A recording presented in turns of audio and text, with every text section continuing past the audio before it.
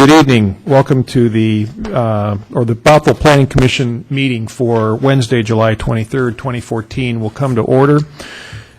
Our first order of business, Planning Commissioners Cabe and Stedman are absent and excused. All other Planning Commissioners are present and accounted for. Our first item of business is the approval of minutes. We've had a chance to review the minutes of May 7th and May 14th. I'd like to hear if I could hear a motion actually for both meetings minutes for approval, I would appreciate it. Motion to approve the minutes from May 7th, 2014. Second. All in favor? Aye. Aye. Aye. Motion passed unanimously. Let's do the same for May 14th. I make a motion to approve the minutes from May 14th, 2014. Second. All in favor? Aye. Aye. Motion passed unanimously. Our next item of hearing is to continue the public hearing on our 2015 periodic plan and code update. This evening, as part of that public hearing, we are conducting a second review of the Housing and Human Services element, and so at this point, we'll turn the meeting over to Mr. Gary Hassler. Gary, welcome. Thank you, Steve. Good evening, Commissioners. Good evening to anybody watching at home. With us tonight, as usual, on the housing issue is Mike Stanger of ARCH, a regional coalition for housing. Arthur Sullivan will not be with us tonight, as neither will Dave Boyd. You notice in your packet that we'll be bringing you back the accessory dwelling units code amendments stuff on September 17th, I believe it is. It's simply going to take them more time to pull some draft regulations together for you, so we push those back into September. With that, I'm going to turn it over to Mike Stanger. We have a very brief presentation for you tonight. I think Mike is just going to basically summarize what we're bringing you back tonight. There's a lot of information in this packet. It's a really thick one, although two of those items are items you've already seen in the past. Understood. But there's also the housing strategy plan, as well as the background information, the data that we gave you, when was it, back in May, I think, as far as the housing stuff. So a big packet, but not a whole lot of changes. Correct. With that, I'll hand it over to Mike. Okay. Thanks, Mike. Welcome. Thank you. Good evening. Pardon? Yes. So if it's okay with you, I'll just touch on the changes that we made since last time. But first, just note that we added the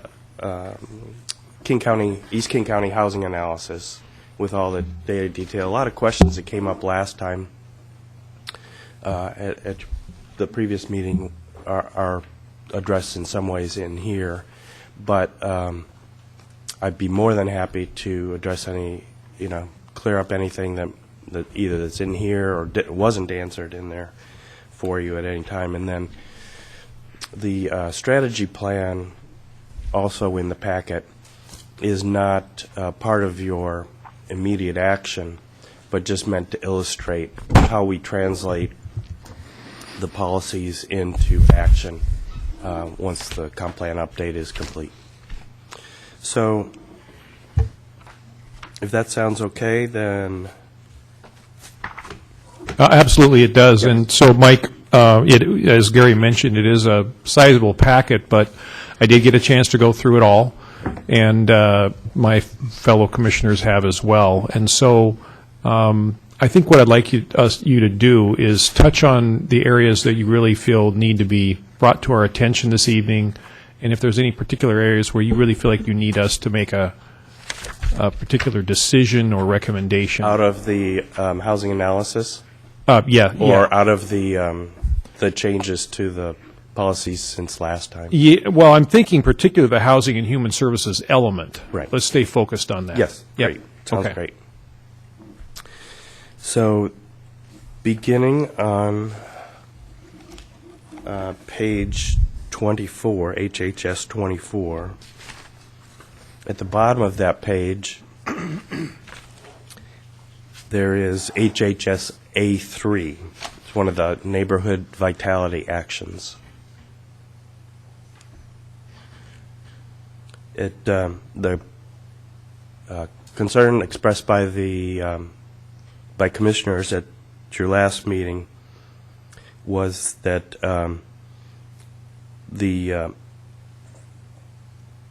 maintenance may or may not be appropriate for the capital facilities plan, or in any case, it didn't necessarily need to be spelled out that way in the policy.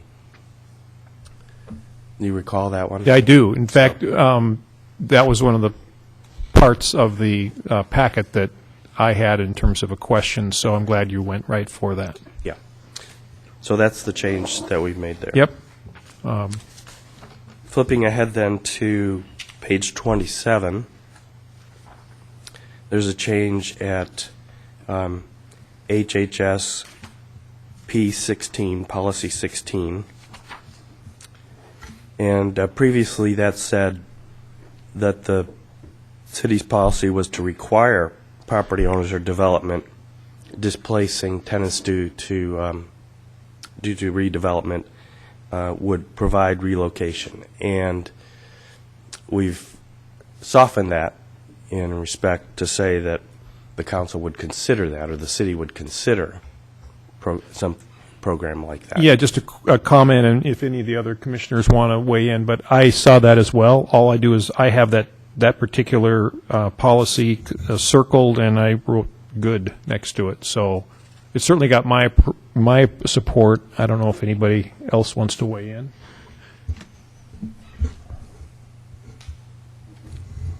Hearing none, I think we're ready to move on. Okay, very good. Oh, I skipped one. Right up above that, HHS P14, we added the second sentence. Now, you recall that that we received, or you had received, a letter from the Housing Development Consortium that recommended some changes or some strengthening some policies. And this was one in particular. They wanted to see a little bit stronger language with respect to not just providing funding for the housing development that they do, but also non-financial assistance that we often provide, usually through ARCH, but sometimes that takes the form of letters from city officials, for example, supporting projects that they want to pursue. And so that's what's meant by all stages of siting and project planning when applying for funding and so forth. And those are words that I frankly took right out of their letter. So if that's acceptable to you, we feel comfortable with them. Any comments? Yeah, what does it mean? What does that statement mean? I mean, does it just, when you're looking for support, I mean, support in which way? I mean, is it going to be in the, if you're looking for support from the city in siting it or through the development phase, I guess, is that design considerations? Is it exceptions from the rules? Is it what, I don't know what that statement says. Well, I don't believe that it commits the city to changing any rules. It's really more in terms of, making sure that nonprofits receive the same consideration as any other kind of developer to begin with, and that when it because of all the relationships that take place between affordable housing providers and local government, including the county, regional councils and associations, the state government, federal government, and so forth, it's often a great support to them for the city to show that, to speak up and say, we want this to happen in our community, or we've worked with them in the past and they've proven to be a reliable housing provider, or things of that nature. So the word support is pretty key there, and that's meant to indicate just that, the city's support, perhaps in terms of oral support or written support from the council or administrative support. And it's not intended, the use of that word is not intended to imply change regulations or provide funding, for example. So the word support, I think, is fairly deliberately chosen, if I'm correct, Mike. Well, the first word, support development and preservation, that does imply funding. I will say that. I was referring specifically to the added sentence. Right. The added sentence does not.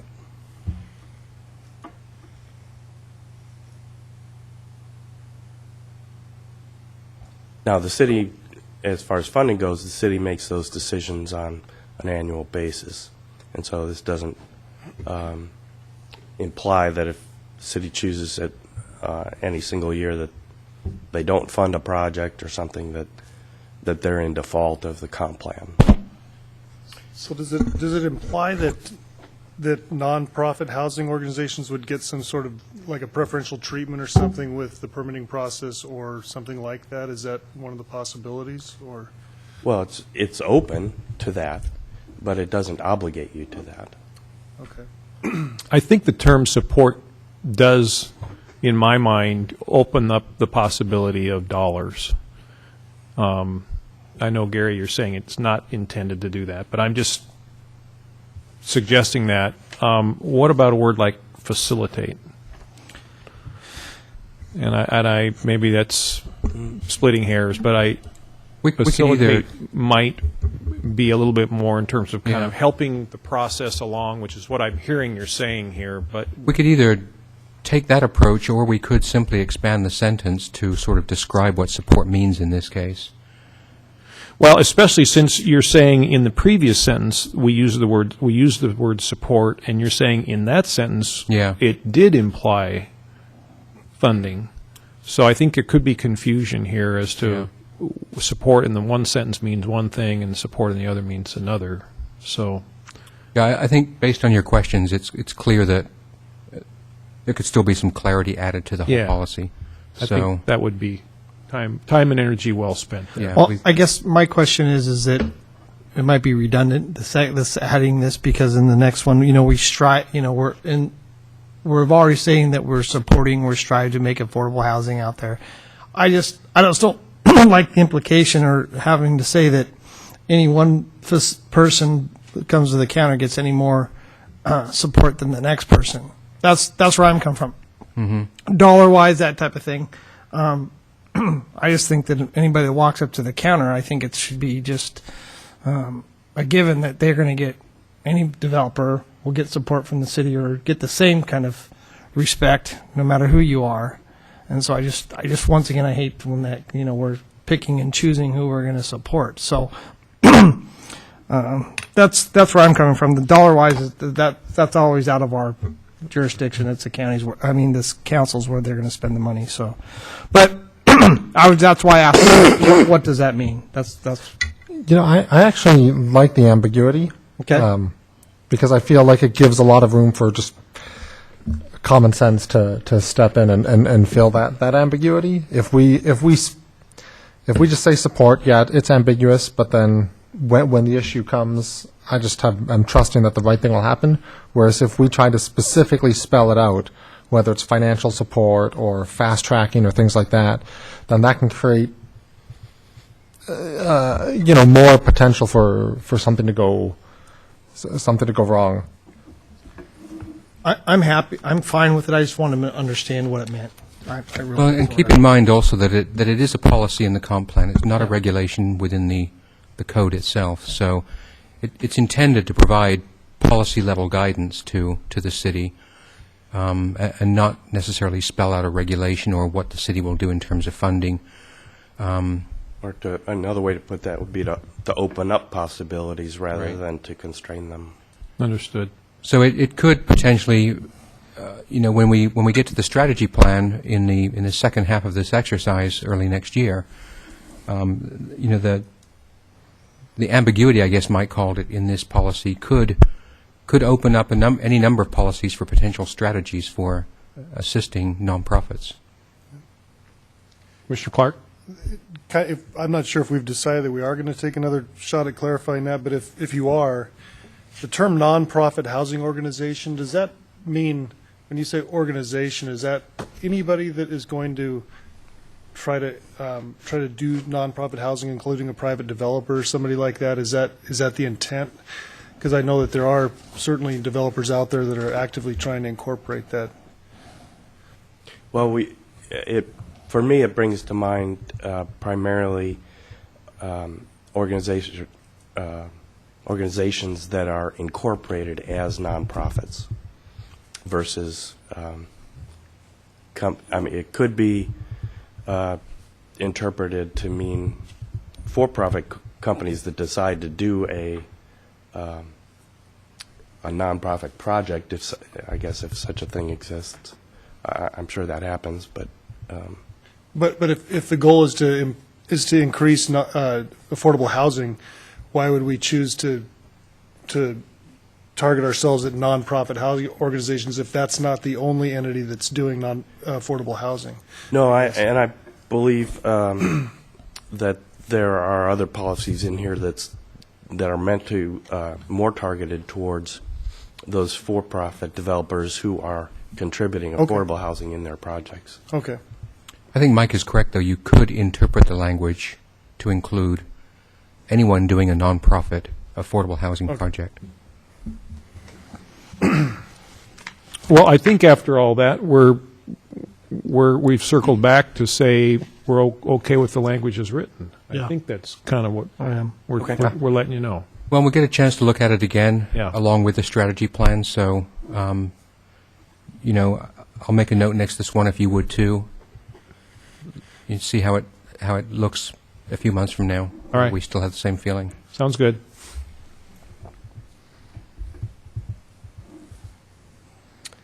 Let's see, on HHS P19 at the bottom of the same page, there was a question last time about the reference to public incentives or assistance. And, pardon me, who that was from, who that was to. And so we tried to clarify it by just adding the words to developers so that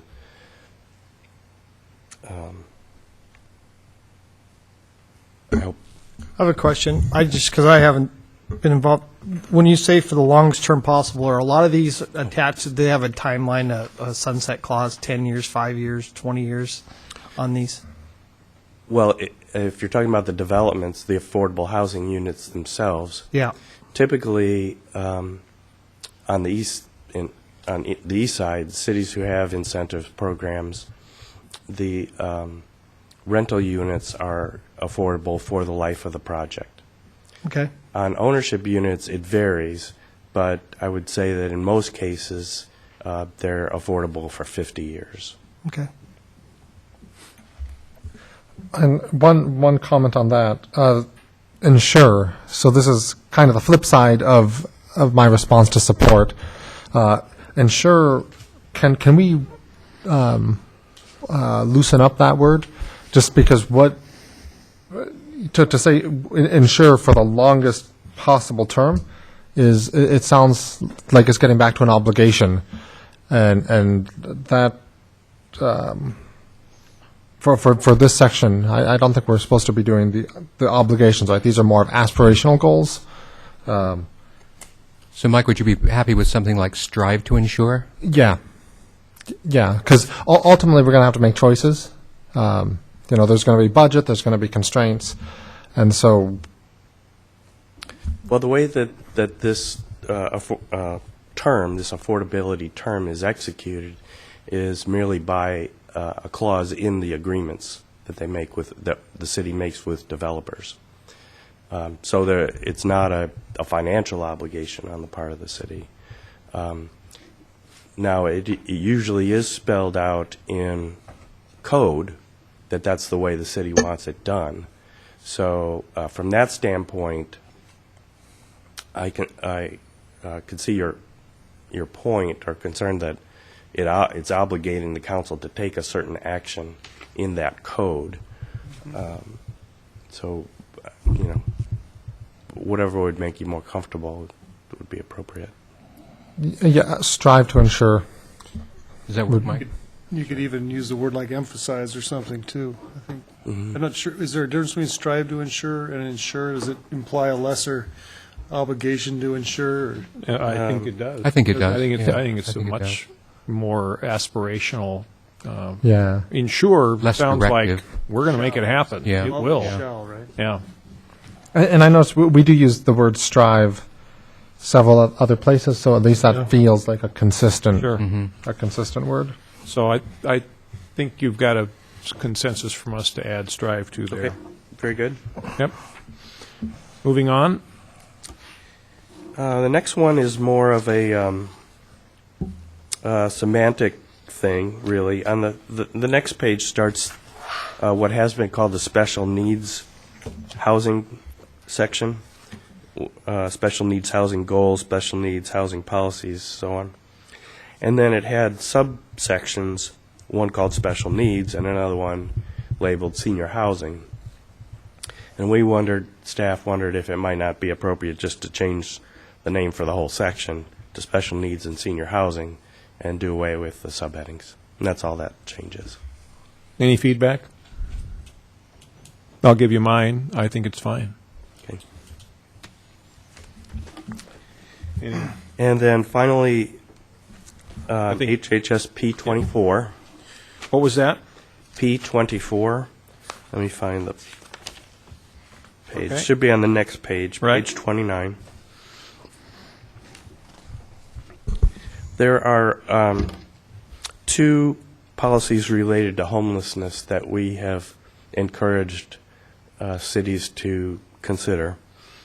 And one of them is to cooperate on a regional level to address homelessness as a regional phenomenon, regional issue, and to contribute planning and technical assistance and resources and so forth. The second one is more of a local focus, and the idea here is to support, again, using that, implying giving your financial assistance to programs that help homeless people move to independence. And that one we inadvertently left out of the first draft. So we'd like you to consider that here. I did have a question about this one. What does affordable housing mean in the context of homelessness? Is there a assumed salary range for a homeless person, or when we talk about affordable housing for homeless, is that really a euphemism for free housing? It's I'm not well informed on that question. I've wondered that question myself, but I haven't unfortunately worked in directly in homelessness programs. So, but if all I can say is that in general, if someone organizations set up housing opportunities for people who present themselves as being homeless, they're typically short term, and they're typically accompanied by supportive services of various kinds. I'm sure there are some that are longer term, but in any case, they're intended to get somebody back on their feet and earning a living and so forth. So I'm sorry I can't answer your question specifically. But. Any other comments, feedback on that policy? No, but I have one, Steve, on the previous one. Can I ask? Sure, please. On the HSO P22 on group homes or regulate group homes, Yes. Gary, is this just I'm reading this, and is it saying the same thing or is it different? I'm sorry, I'm not tracking with you. P20, is that just the one P22? right above it there? Yeah. Okay, sorry, go ahead, please. P22 on Yep. groups homes. Does that just say I'm reading this? So we have the underline, the new underline, replacing the strike. Is that saying the same thing, or is it more restrictive? It was, if I may, because I drafted that, it's meant to say the same thing. Okay. We just, that was more of a case of just kind of trying to streamline language and make it consistent with some other countywide policies and so forth. If you prefer to stick with the current policy unchanged, we don't have an objection. I read it, I wasn't sure what it was trying, Yeah, it great sounds question. fine, but there's a change there at the end and the beginning. I want to make sure it isn't more restrictive. Yeah, so. good question. No, it wasn't intended to. I have something to add to the HHS P24 that we just discussed. In my experience, along with moving somebody into a home on a short-term basis, there's other things like helping them with finding a job, helping them with how to manage their finances and that sort of thing. So I think when they say and other assistance to move homeless persons, that's what I've seen is that sort of thing where it's a kind of a multifaceted thing. You get them into that house, and then they're obligated as part of that to work on the other stuff. And that's how I've seen it work, where they, in terms of moving to long-term financial independence, that's how that's done. I don't know if that helps or not. Yeah, if I could just comment on that with my work with HopeLink. HopeLink has a housing part of what they do, but they're, of course, a food bank, and they have a lot of other fingers and a lot of other resources. And when someone comes to them that is truly in need of just a home, they for whatever reason, they know they had a home, they no longer do. There is this kind of comprehensive approach, like, if there's an addiction problem, let's deal with that first. If there's need for other counseling or whatever, let's deal with that. But then, yes, the strictly homeless part of it and the solution part of it is this kind of more comprehensive approach. And so that's HopeLink, but I think we're talking about that pretty much in terms of what this policy is trying to Absolutely. do. Yeah. Okay. And because this is a new policy, when we do bring back the housing strategy plan to you, we'll make sure there's a strategy linked to this policy. And I think there already is, but we'll double check that and make sure that it doesn't just sit here, but there's a potential strategy that helps move this into an action of some sort. So you'll get a chance to see that policy and then place a priority on it. Right. Actually, I do have one more naive question to ask about P24. If someone's homeless, how do they decide where they're going? I mean, what anchors them to Bothell as opposed to, say, Kirkland or Linwood? I mean, it seems like you would be very drifted. A lot of times it just depends on where they walk in the door. I mean, if they've walked into a resource that's located in Bothell, then the resource, if they've gotten themselves there, then the resources will kind of be put in place there. It's oftentimes that simple. A number of times. It could be where their previous address was, or if they're tied in, and if there's kids involved with a school district. I mean, there could be a variety of reasons for why they're in Bothell. Right. Not one particular answer. I'm sorry. Keep stepping on you. Yeah, go ahead. Right. You make a good point about homeless families. If they have kids in school, they'll want to try and keep them in the same school. Right. A number of homeless people have jobs, and so they need to be accessible to their workplaces. So there are a number of factors. Thanks. But I guess I would just say, just to close off HHS P24, I don't know if we need to kind of go up and down the line, but I think you've got support. I'm picking it up to include that. Okay. So if you wanted that, kind of go ahead tonight. You've got that. Thank you. Yep. And I believe that concludes the list of changes from the last time, but we'd be happy to open it up if you have questions about other policies we didn't bring Okay. up last time. Well, thanks, Mike. Now, we could move on to human services, but maybe before, while you're here and let's just stay with housing. We haven't gone page by page, and I don't think we need to, but I guess I would just ask any of the other commissioners if they have any other comments or questions on any of the other parts of it. And it looks like Commissioner Stahl does. Yeah, I just had two. On the previous page, H28, when we say this is for, I'm not sure how to refer to the numbering that's changed, HG4, to ensure fair and equal access to housing for all persons. What does fair mean? Fair has a meaning under the law, fair housing. Fair meaning under the law. posted to the, early on in the housing element. Thank you. On page 3, there's a definition there that it's not taken directly from the law, but it alludes to the law.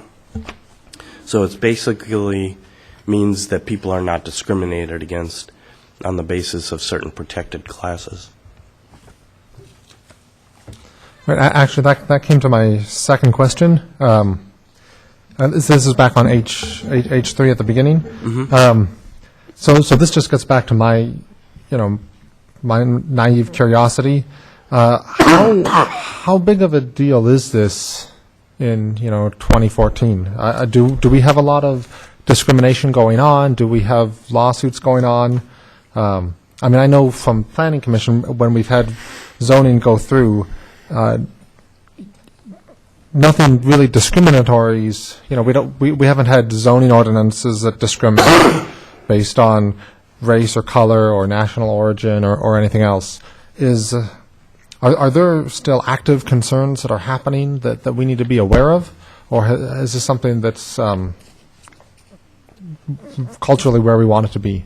Well, maybe I'll respond to that as a licensed realtor. I can tell you that fair housing has been approached by statute, particularly at the federal level, and I think here it's not. I'm not going to say it's not any problem, but it is important that we kind of remain vigilant on it, and that I certainly know in broker training that it's emphasized and reemphasized as a potential.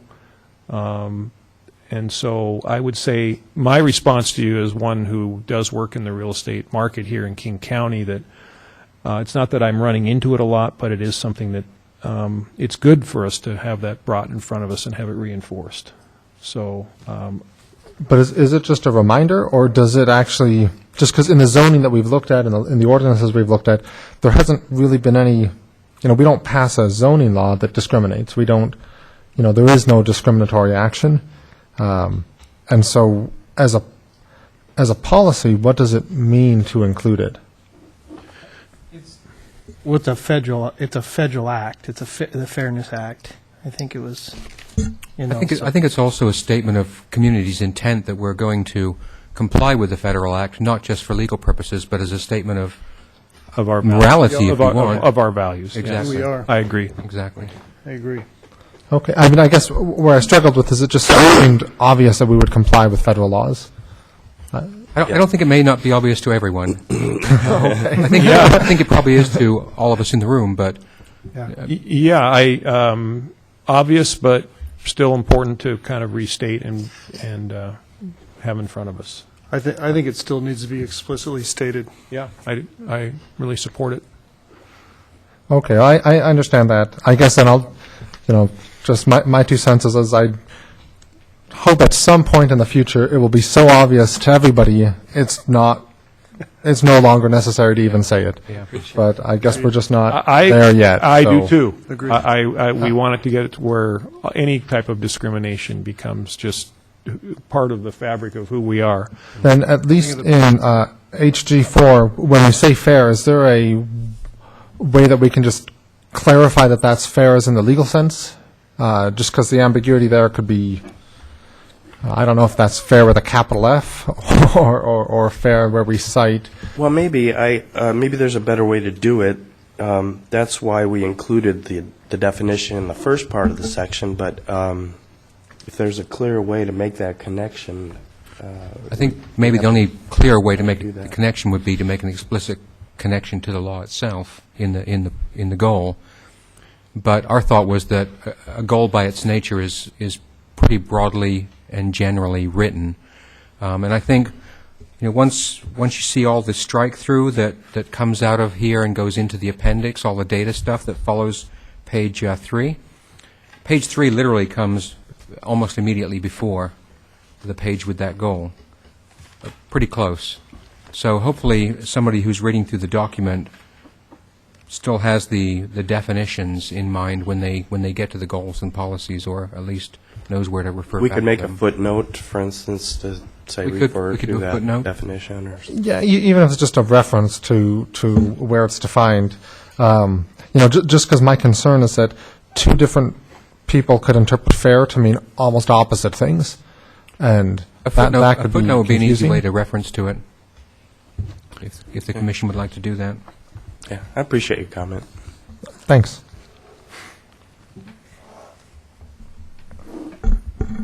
Yeah, I'm certainly fine with the idea of footnoting a reference to our fair definition and how we got there. Okay. You had another one? No, actually, they were both on the same HG4 and on H3, so we caught them both in one swoop. Thanks. Excellent. Anyone else? No? Okay, I think at this point on the housing element, you've received both the feedback on the questions you had, Mr. Stanger, as well as our comments. So I think we're ready at this point to move on to the human services portion of our element. And Gary, are you going to kind of lead that discussion? Sure, I think it's fairly brief. We haven't proposed any additional changes to the human services section that I'm aware of. I think your feedback last time was positive on this section. We tried to move everything over from the old element that we could, including your language, Steve. So I don't really have anything to add to it. So the only thing that I would say is first of all, I appreciate the continued support to keep human services in as part of this element. And what you've done on HHS page 31, in which you've provided basically two alternatives for P32. I was thinking as I was looking at that perhaps what we could do is just present both of those to the city council and for their consideration. I don't know if we really need to, as a planning commission, kind of make a call, but we're including the element, this part in the element, by kind of showing it as was written and then as a way that is a proposal for an alternative. I'm just suggesting that as the one thing the planning commission could do for the city council to take up. Sure, I think that's a fine approach. Great. So let's do that. Okay. So I don't think we need to make a decision today on the language around P32. Let's kind of keep it that way as alternative language that they can deliberate on. Okay. I have no other. Some of the actions, policies, goals were ones that I proposed. Some of them were ones that were added by staff, and I think there was some other commissioner input as well. I can tell you that I'm pleased with the language and very glad that it's included, and I don't have really any. I think it gets to our point of what we want to do and what we're suggesting. So I'm fine with it. Great, thank you. Yep. So in looking at our packet, really, the remainder of it, even though it was a formidable amount of material, really is both kind of review material or just kind of background, and I guess I should say not necessarily really requiring any planning commission action this evening. No, that's correct. The East King County housing analysis will be an appendix to the comprehensive plan, to the housing element, with all the data in there. The housing strategy plan is a separate document adopted by council, and you'll get a chance to go through that, as I said before. And with that in mind, we gave you a handout tonight. One of the questions you had asked last time we met was, could we give you some examples of approaches to incentive programs for affordable housing? So we've given you that, not to take any action on tonight, but just as additional information so that when we come back with a strategy plan, you can look at what strategies are in there and whether they match up with your ideas of incentives or other types of programs for affordable housing. And we can discuss possible approaches at that time. Okay. I have a question on the affordable housing, and it's probably in this East King County housing analysis, and maybe we talked about it, but what has produced the of these, what's produced the best results? And I know it's because cities and different things have, but where have you guys, do you have an opinion on where do you see your best results for incentives for affordable housings? Excuse me. It depends on what you're looking for, but one way to look at it, and I'll just try and find the table here, if you don't mind. It's right kind of in the middle of the packet. It's the page number in the housing analysis is A40.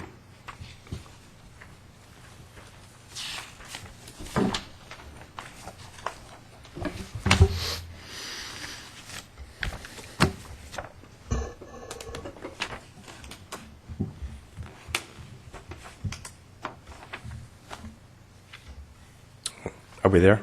Yeah. Okay. We're with you. And so, so you can see that at different income levels, different methods work better. For moderate income levels, 50 to 80% of median income, land use incentives or regulations or what have you have been much more successful at producing units. Even the market, it's by itself, has produced a number of units. Now, a lot of those are either, well, they're virtually all apartments or accessory dwelling units. But the land use incentives can produce both ownership and rental housing. To get affordability below 50% of median income almost always takes funding, subsidies. So under the moderate income, under land use incentives, is that the accessory dwelling units? Is that where that pops up? No, the ADUs pop up under market. We don't survey those to know what they're charging, but we assume for the purpose of this accounting that that those are affordable for moderate incomes. Okay. The land use incentives are capturing density bonuses and things of that nature, height bonuses or Streamline permitting or Right. those types of incentives to developers. now fee waivers or tax exemptions will show up under direct assistance. Okay.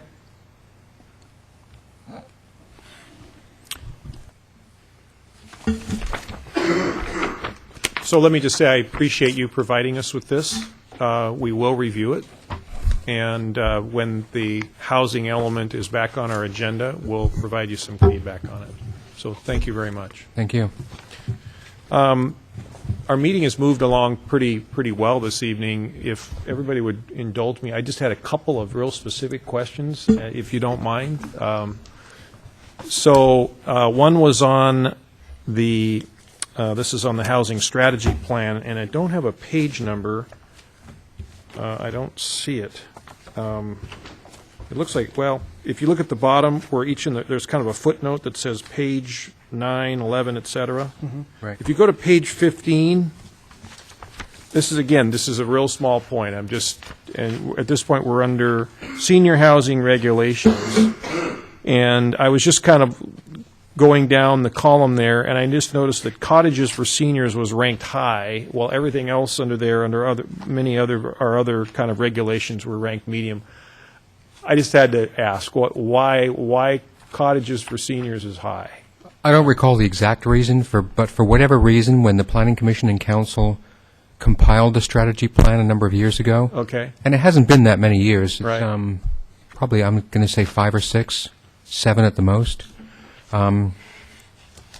That one floated to the top for whatever reason. Okay. When you go back through it, you'll have a chance to revisit it. All right. I'm One of not the- pushing back. I'm just No, it's no. kind of like a little odd to me that one. It is kind of an odd little quirk, and I don't recall the background, but Yeah. one of the things we'll ask you to do when we bring this back to you is re-review the priorities, That's and what was kind of what I was doing Yeah, as I was going yeah. through this, and because things change over time and priorities change, and commissions and councils change. So, So all right. can't give you an exact answer. I'm sorry. That's okay. I just kind of wanted to bring it up as just a question. Let's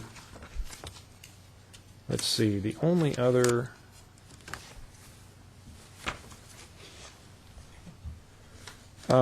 if we went now to we're still, I think we're still in the strategy plan. No, we're in the East King County housing analysis. So this is where we were before. Page A17.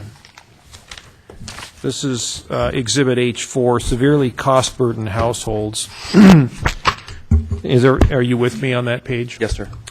If you notice, it just jumped out at me that Bothell was, according to the 2011 ACS, at 23%. That just struck me as a high number, although I guess it's pretty much the average for Seattle and King County, but it is high for East King County, which has an average of 18%. And we were right there. I mean, the others that were where we are or higher were Yarrow Point, Woodinville, Mercer Island, Beaux Arts Village. I guess it just really surprised me. That's for renter households. Yeah. Yeah. And the only thing I just asked was, is this a problem we're seeking to solve? It is through our strategy plan and through what we want to see for our city coming up in the way of housing, do we want to see that number be reduced? And I just am asking the question. Well, that's a question for policymakers. Yeah, right. But I believe that all the policies in here, in one way or another, strive to bring that number down. Yeah, yeah. Cost burden is a measure, is kind of the final outcome that's of all of this, and it's kind of it's really the measure that's takes in so many factors that it's not directly within the city's control. Right. So I hesitate to say that, or I would not say that the city should pin its success on that number, but because it's really a combination of things that happen in the greater economy, as well as the things that the city contributes. But it is in terms of the bottom line. If are people poor? Are people hungry? Are they paying too much for housing? It's kind of that level of outcome. Yeah, and it is a function of both the rental prices as well as incomes. I Right. mean, it's kind of that function of both Exactly. going Correct. on there. So you could I get infer that. from that the rents are high in Bothell. I mean, that's one Yeah. inference. Because what we're saying But we know that severely Bothell- cost they're burdened not means high in Buffalo. Yeah, severely cost burdens means that they're spending more than 50% of that household is being spent on housing. Right.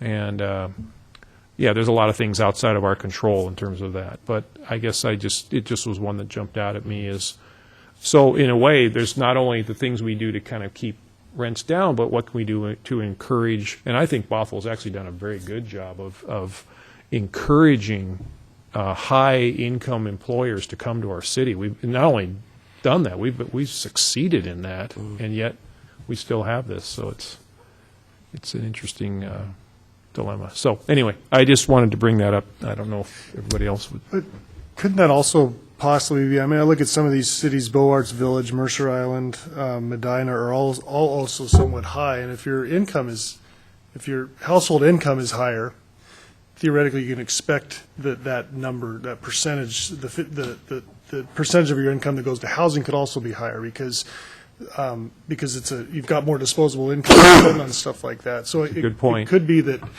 and I don't, maybe it's That's a possible really that- good point. That the fact that we've been successful bringing in Yeah. high income or high paying, I guess, businesses is the result of that. Yeah. Well, that's an insightful comment. I would say that I can't, point to specific numbers to back it up, but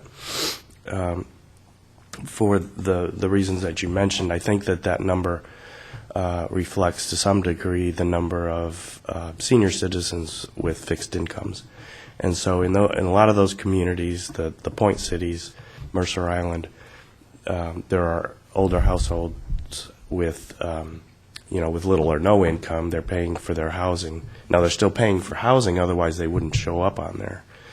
But they may be paying for housing out of assets or something like that. So it's hard to know. But I think there's something going on there. I didn't have any action proposed for that. I just appreciate the time. It's a concern. To discuss that. So I think at this point, we're ready to take a motion, and the motion will be actually to continue the public hearing, even in this housing and human services element. So could I hear a motion to do that? Do we have a date certain? Yeah, Gary, do we have a date that we would continue this particular part of the periodic Or plan? just continue the hearing in general?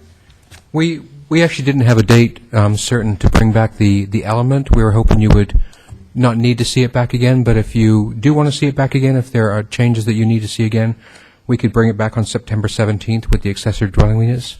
Any discussion on whether we need to review this again? I'm seeing head Yeah, I nod. don't think we I really think made we're- any significant, no. a few wording tweaks, but So I don't think we need So to. if you're comfortable, then you just need to continue the 2015 periodic planning code update To September to 3rd? September 3rd. Great. I move to continue the public hearing on the 2015 periodic plan and code update to September 3rd. second? All in favor? Aye. Aye. Aye. Motion passes unanimously. So moving on in our agenda, we have under old business some line items around 2015 periodic plan and code update. Planning Commission approved preliminary recommendations and it's for our records, not a discussion item. So I just comment, I have certainly reviewed this, appreciate you including it and the work that was done there. So I don't think we have any further action Great, thank you. needed to be taken on that this evening. From reports from staff, there was going to be a hearing examiner report. Gary, are you prepared to provide that? Once a quarter, we provide a written report from the hearing examiner for you, and that is at the very back of your packet. Okay. And it was as simple as that. You feel free to read that. If you have any questions, feel free to give me a call or email me. But I think it's pretty self-explanatory. Great. Mr. Gold heard thanks for 4 highlighting cases that. the last quarter, and he Yep. provides a table at the end of his memo to detail those 4 cases for you. Excellent. Yeah, no, thank you very much. That from staff. Reports from members? Just Mr. Stahl. briefly, I was at the capital facilities planning, I think it was last week. So nothing amazing, and then, unsurprising there. Just it was a list of capital facilities projects. It was about $170 or so million in spending, just line itemed on where the money was going, where the revenue for these projects were from grants, taxes, things like that. And then there was one person from Planning Commission, a few people from Council, and a few other people there. So, overall, very, very interesting to see. And, I'm glad there was a voice from Planning Commission there, but no action for us coming out of that. Just an FYI. Great, thank you. Appreciate you representing us on that committee. I really do.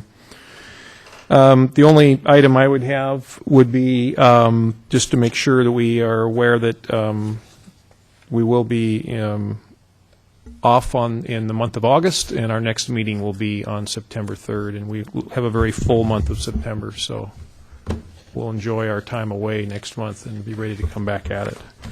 A motion to adjourn? Move to adjourn? Second. We are adjourned.